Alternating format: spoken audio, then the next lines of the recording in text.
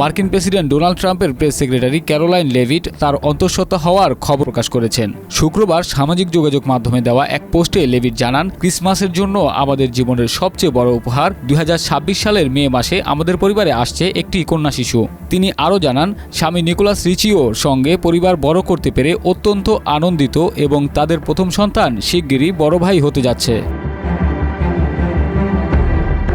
Leavitt আরও লিখেছেন, মাতৃত্ব যে সৃষ্টিকর্তার এক অনন্য আশীর্বাদ, এর জন্য আমি গভীরভাবে কৃতজ্ঞ। আমার কাছে মাতৃত্ব স্বর্গের সবচেয়ে কাছের অনুভূতি। এ সময় পরিবার বান্ধব পরিবেশ গড়ে তোলার জন্য তিনি প্রেসিডেন্ট ডোনাল্ড ট্রাম্প ও হোয়াইট হাউসের চিফ অব স্টাফ সুজি ওয়াইলসের প্রতি কৃতজ্ঞতা জানান।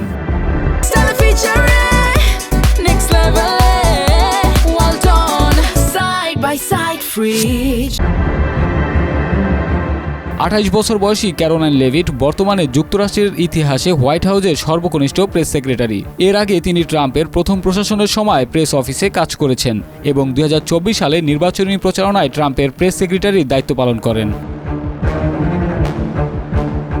2022 সালে নিজ রাজ্য নিউ হ্যাম্পশায়ার থেকে কংগ্রেস নির্বাচনে প্রতিদ্বন্দ্বিতা করলেও তিনি সে সময় জয়ী হতে পারেননি।